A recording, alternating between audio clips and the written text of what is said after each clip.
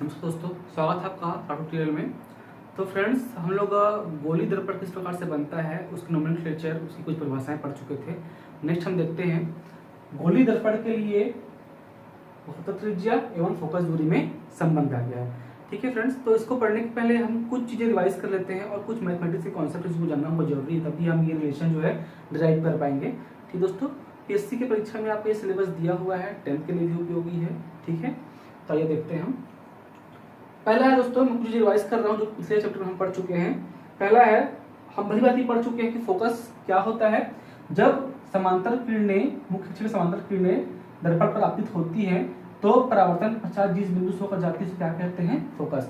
तो हमेशा याद रखना है, जब भी कोई किरणें मुख्य अक्ष के समांतर आपतित होंगी इस प्रकार से, तो हमेशा कहाँ से होकर जाएगी? वो फोकस बिंदु से होकर जाएगी। फर्स्ट, ठीक है। सेकेंड, हम पढ़ चुके हैं परावर्तन के नियम में कि हमेशा ये जो आपतन कोण का मान है वो किसके बराबर होता है? परावर्तन कोण के मान के बराबर होता है। यानी जितने कोण पर आपतन कोण किरणें आपतित होंगी उतने कोण पर क्या होंगी? परावर्तित होंगी। क्लियर है दोस्तों? ठीक है। यदि I = 0 होगा तो R = भी क्या होगा? 0, क्योंकि हम जानते हैं हमेशा आपतन कोण = क्या होता है? परावर्तन कोण। ठीक है, तो I 0 होगा तो R भी क्या होगा? 0। तो I 0 किस कंडीशन में होगा? ठीक है, मान लीजिए ये सतह है हमारा AB और ये उस पर लंबवत रेखा, इसको हम कहते हैं अभिलंब। तो ये अभिलंब है और ये हमारा आपतित किरण है। ये अभिलंब है और हमारा क्या है? आपतित किरण। यदि ये आपतित किरण अभिलंब के पैरेलल हो जाए, समांतर हो जाए, तो कितने का कोण बनाएगी? 0 डिग्री का, क्योंकि समांतर हो गई उसके। ठीक है, ठीक है।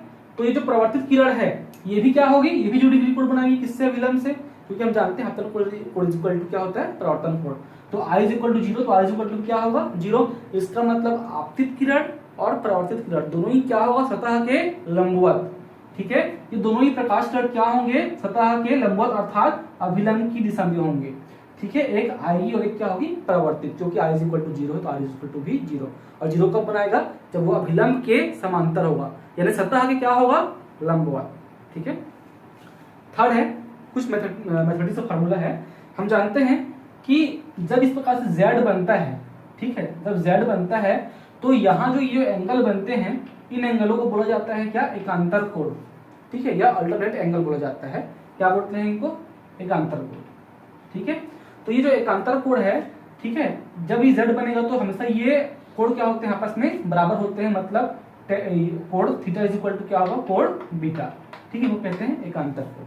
ठीक है, नेक्स्ट है, ठीक है, ये है समद्विबाहु त्रिभुज में क्या होता है? ये जो दोनों कोण हैं, कोण ABC और कोण ACB, दोनों कोण क्या होते हैं? बराबर होते हैं। यानी कि जब भी कोण A = कोण B होगा, इसका मतलब ये समद्विबाहु त्रिभुज है, आइसोस्केलस ट्रायंगल है। ठीक है, तो ऐसे ट्रायंगल में क्या होगा? ये भुजा AB किसके बराबर होगी? भुजा AC के। तो AB = क्या मिलेगा? AC। अगर कोण A = क्या है? कोण B। ठीक है, ये 4 कॉन्सेप्ट है, याद रखिएगा। ठीक है, एक चीज दोस्तों हम और देखते हैं। अभी हमने पढ़ा कि जब भी आपतन कोण और परावर्तन कोण का मान 0 होता है, मतलब वो अभिलंब के समांतर होती है। ठीक है, और सतह की क्या होती है? लंबवत। ठीक है, यानी कि जब भी कोई प्रकाश किरण किसी बिंदु पर लंबवत आपतित होगी, ठीक है, तो आपतन कोण = 0 होगा, परावर्तन कोण भी क्या होगा? 0 होगा। ठीक है, और वो अभिलंब की क्या होगी? समांतर होगी। ठीक है, और हम जानते हैं, मैं आपको रिपीट कर चुका हूं पहले भी, ठीक है, कि किसी भी दर्पण में, गोली दर्पण में कोई प्रकाश किरण, ठीक है, किसी बिंदु पर लंबवत आपतित होती है। लंबवत यानी कि ये जो बिंदु है, इस बिंदु पर ये प्रकाश किरण क्या है? लंबवत है। लंबवत मतलब इस डायग्राम को यदि ऐसा देखा जाए, इस छोटे से पार्ट को मैं लेता हूं, ठीक है, ये छोटा सा पार्ट है, ध्यान दीजिएगा, ये जो पार्ट है, मैं इतने पार्ट को लेता हूं, ठीक है, यहां पर ड्रा करता हूं। ठीक है, तो ये जो बिंदु है, ये जो बिंदु है हमारा, ठीक है, ये बिंदु, इस बिंदु पर ये प्रकाश किरण क्या होगी? ये लंबवत होगी। डायग्राम को मैं कुछ इस प्रकार से बना रहा हूं। ठीक है, ठीक है, क्लियर है? लंबवत होगी। तो ऐसे कंडीशन में ये प्रकाश किरण हमेशा कहां से होकर के जाएगी? वक्रता केंद्र C से। याद रखिएगा, यानी कि इसको उल्टा ही बोल सकते हैं, जब भी कोई प्रकाश किरण दर्पण के वक्रता केंद्र से होकर के जाएगी और दर्पण पर आपतित होगी, तो उस बिंदु पर हमेशा क्या होगी? वो लंबवत होगी। या उल्टा बोल सकते हैं, अगर कोई प्रकाश किरण किसी बिंदु पर लंबवत है, इसका मतलब कहां से होकर के आई है? वो वक्रता केंद्र से होकर के आई है। क्लियर है? भूलिएगा मत, आगे हम देखते हैं।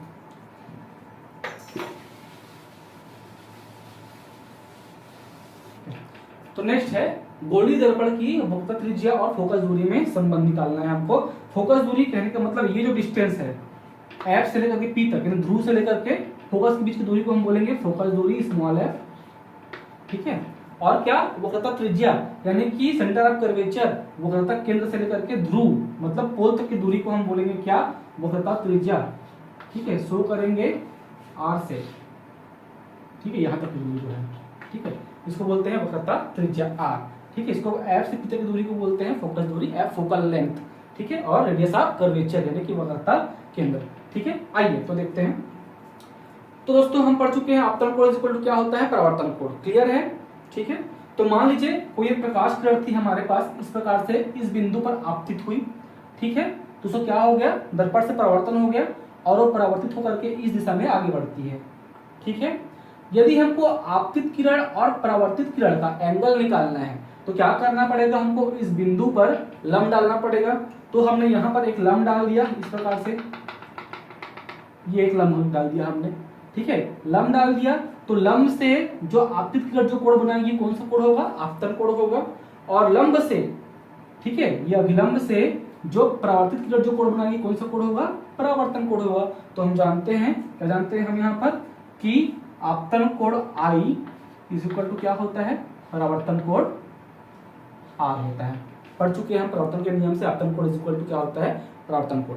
और अभी भी मैंने आपको बताया कि किसी भी दर्पण में किसी बिंदु पर कोई भी लंबवत जो रेखा होगी वो कहां से होकर के जाएगी, सेंटर ऑफ कर्वेचर यानी कि वक्रता केंद्र से होकर के जाएगी, ठीक है। या तो कोई प्रकाश किरण वक्रता केंद्र से होकर के आएगी तो हमेशा क्या होगी, बिंदु पर वो लंब होगी, अभिलंब होगी, ठीक है, ये हम पढ़ चुके हैं। तो ये जो प्रकाश किरण कहां से होकर जाएगी, वक्रता केंद्र यानी कि ये सी से होकर के जाएगी, क्लियर है, ठीक है। चलिए आगे देखते हैं हम। कोण आई इक्वल टू क्या मिला हमको, कोण आर मिला। अब थोड़ा ध्यान दीजिएगा दोस्तों, ठीक है, यहां पर ध्यान दीजिएगा, इस प्रकार से ये है आपतित किरण और ये क्या है, लंब है, ठीक है, ये लंब है, ठीक है, और ये क्या है, मुख्य अक्ष है, इस प्रकार से, ठीक है। तो जहां जहां मैंने डॉट किया है देखिए वहां पर एक जेड बन रहा है इस प्रकार से, क्लियर है, यहां से यहां तक, यहां से यहां तक और यहां से यहां तक, डॉट को मैंने इनकी पैरेलल किया हुआ है। तो वहां क्या बन रहा है, जेड बन रहा है।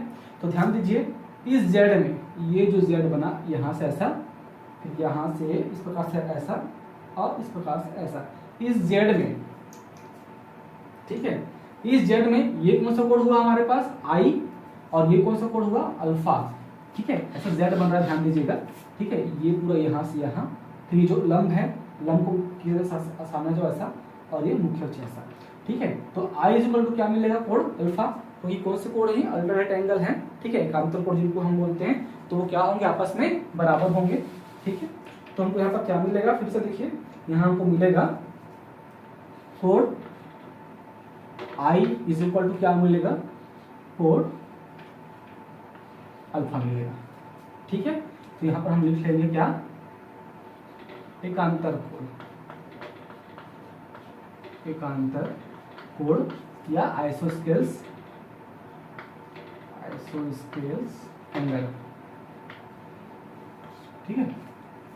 ये कोण है आई इक्वल टू कोण आर हुआ, क्यों, क्योंकि हम जानते हैं परावर्तन के नियम से, परावर्तन के नियम से by the law of reflection, ठीक है, आई इज इक्वल टू आर है और आई इज इक्वल टू क्या है, कोण अल्फा। ये है इक्वेशन 1, ये है इक्वेशन 2, ठीक है।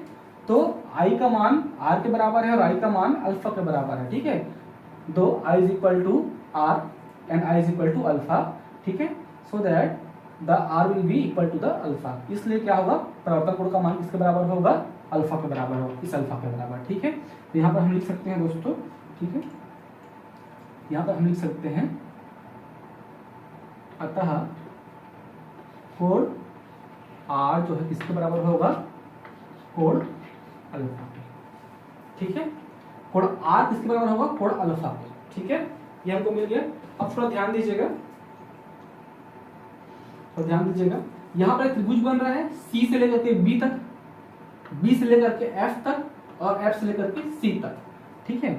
तो त्रिभुज किसमें, एफ सी बी में, ठीक है, या बी एफ सी जो भी ले लो आप, बी एफ सी में, ठीक है, इस त्रिभुज में सी से लेकर के बी तक, बी से एफ तक और एफ से सी तक, ठीक है। आर इज इक्वल टू क्या मिला, कोण alpha, r is equal to क्या मिला, कोण अल्फा। तो अभी पढ़ चुके हैं समद्विबाहु त्रिभुज, ठीक है, आइसोस्केलेस ट्रायंगल में यदि दो कोण का मान बराबर हैं तो दो भुजाएं की आपस में क्या होती है, बराबर होती है। तो यहाँ पर alpha is equal to r मिला है, ठीक है, इसका मतलब कोण भुजा सी एफ, ठीक है, भुजा side C F will be equal to side F B, भुजा सी एफ बराबर होगा किसके, एफ बी के, ठीक है, में क्या होगा, एफ सी इक्वल टू क्या मिलेगा, एफ बी मिलेगा, एफ सी इक्वल टू मेरा क्या मिलेगा, एफ बी मिलेगा, ठीक है, F C equal to F B, ठीक है, ये हमको मिल चुका है, ठीक है, इसको लिख लेते हैं इक्वेशन नंबर 3, ठीक है। अब देखो दोस्तों, मान लीजिए कि ये जो बिंदु बी है, ठीक है, मान लीजिए कि ये जो बिंदु बी है ये पी के बहुत पास में है, मान लीजिए दर्पण बहुत छोटा है, दर्पण बहुत छोटा है और ये बिंदु बी जो है बिंदु पी के बहुत पास में है, ठीक है। तो यदि मैं एफ बी को ऐसा बनाता हूं, मान लीजिए ये एफ बी ऐसा ना बन के यहां पर बनता है एफ बी, और ये क्या है, एफ पी है। तो अगर बी बिंदु पी के बहुत निकट है तो एफ बी किसके इक्वल होगा, एफ पी के इक्वल होगा, क्लियर है। अगर ये बिंदु दूर है, ठीक है, यहाँ पर दूर है, मान लीजिए कि एकदम पास है, बहुत ही पास है, तो ये जो एफ बी का मान है, ठीक है, एफ बी का मान किसके इक्वल हो जाता, एफ पी के बराबर हो जाता, ठीक है। तो यहाँ पर हम ये मान लेते हैं कि दर्पण बहुत छोटा है, ठीक है, तो दर्पण बहुत छोटा होगा इसलिए क्या मिलेगा अपने को, एफ बी किसके में इक्वल मिलेगा, एफ पी के, ठीक है, दर्पण के छोटे होने पर, दर्पण अत्यंत छोटा होने पर, अत्यंत छोटा होने पर, ठीक है, if mirror is very small then F B will be equal to F P, ठीक है, क्लियर है। तो यही मान सकते हैं दोस्तों डेरिवेशन करने के लिए कि दर्पण का जो अपर्चर है बहुत छोटा है, ठीक है, जो पूरा दर्पण का अपर्चर है ये बहुत छोटा है, स्मॉल है मान सकते हैं, ठीक है। और वैसे भी अगर देखा जाए तो ये दूरी जो है लगभग बराबर ही होती है, ठीक है। तो एफ बी इक्वल टू क्या मिला अपने को, एफ पी, ठीक है।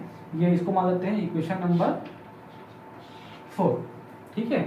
तो इक्वेशन 3 और 4 से देखो, ठीक है, समीकरण 3 व 4 से by equation 3 and 4 what will get, ठीक है, F B is equal to F P है और F B is equal to F C है, ठीक है। तो इसका मान इसके बराबर है और एफ बी का मान इसके बराबर, दोनों एफ बी के इक्वल है, इसलिए क्या होगा यहाँ पर हमको क्या देखने मिलेगा कि एफ सी इसकी इक्वल हो जाएगा एफ पी के, ठीक है, क्लियर है।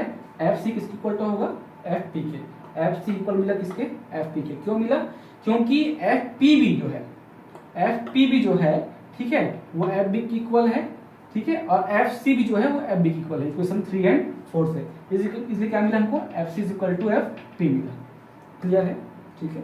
फाइनली लास्ट, ठीक है, इस सी से लेकर के पी तक के डिस्टेंस को हम क्या बोलते हैं, रेडियस ऑफ कर्वेचर, शो करते हैं किससे, कैपिटल आर से।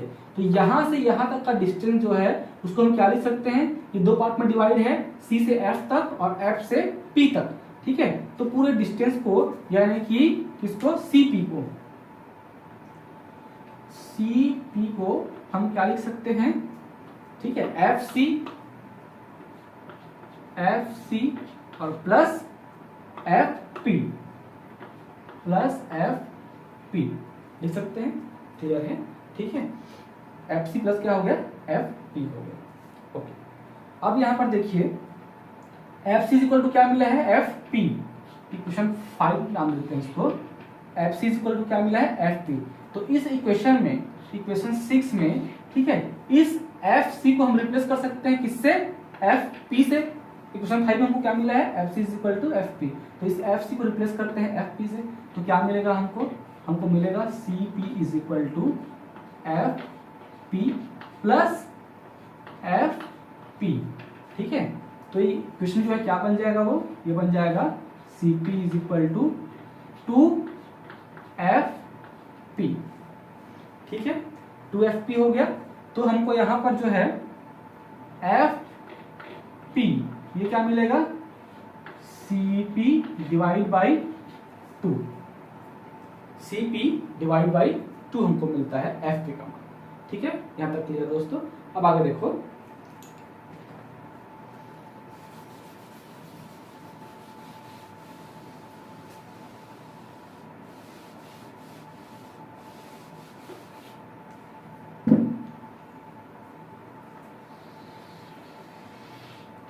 हमको नीचे मिला है यहाँ पर FP इज इक्वल टू मिला है CP बाई 2 मिला है। ठीक है, तो जो FP है ये क्या है, फोकस से लेकर के ध्रुव के बीच की दूरी, जिसको हम क्या बोलते हैं, फोकस दूरी है, फोकल लेंथ बोलते हैं। ठीक है, तो इस FP को हम क्या लिख सकते हैं, फोकल लेंथ F लिख सकते हैं, इज इक्वल टू C से लेकर के P क्या है, सेंटर ऑफ कर्वेचर यानी कि वक्रता केंद्र से ध्रुव तक की दूरी है।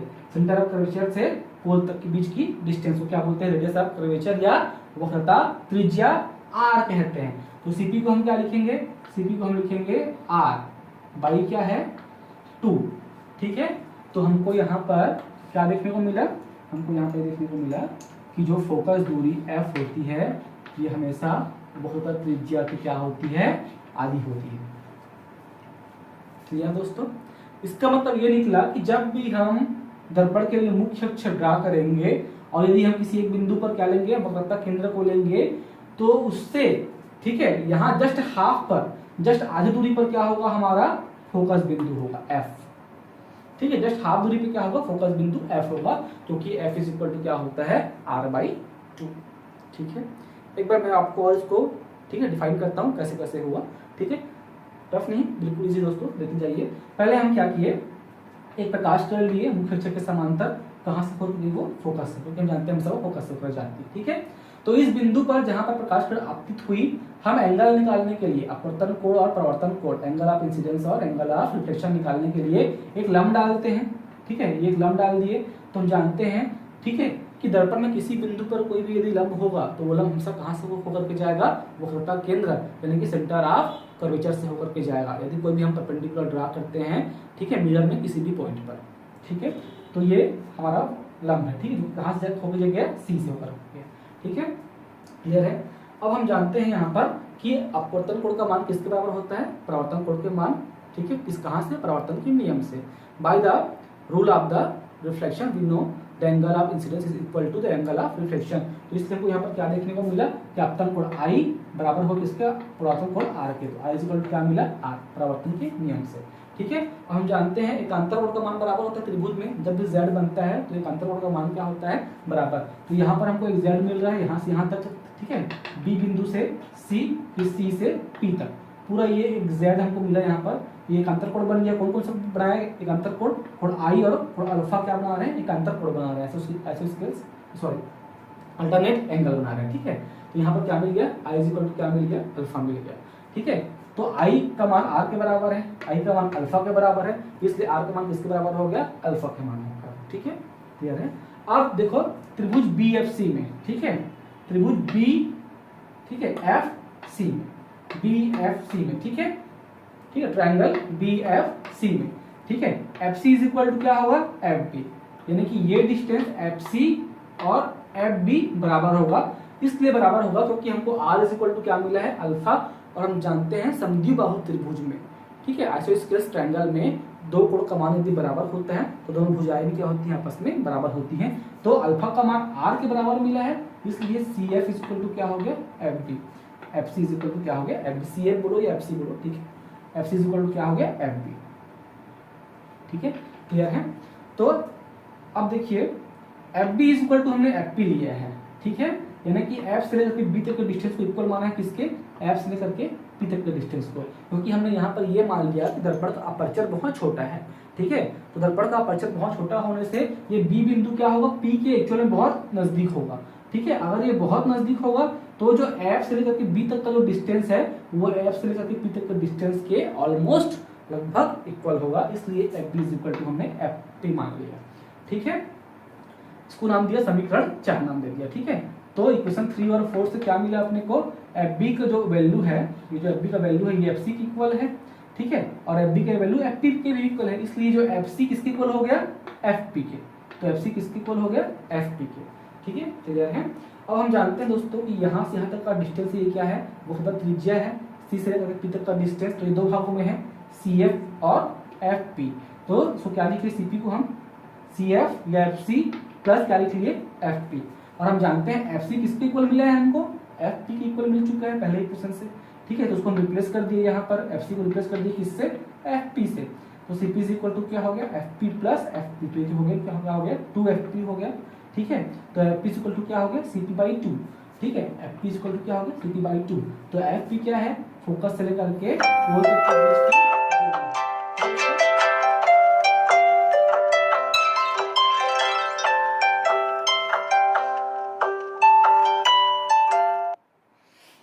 ठीक है दोस्तों, तो एफ पी क्या है, फोकस दूरी है एफ, और सी पी क्या है, आर। सी से पी तक क्या है, वक्रता त्रिज्या है आर। ठीक है, सेंटर रेडियस ऑफ कर्वेचर। ठीक है, आर। तो आर बाई क्या हो गया, 2 हो गया। तो एफ इक्वल टू क्या मिला, आर बाई 2। मतलब फोकस दूरी हमेशा रेडियस ऑफ कर्वेचर की क्या होती है, हाफ होती है, आधी होती है। ठीक है दोस्तों।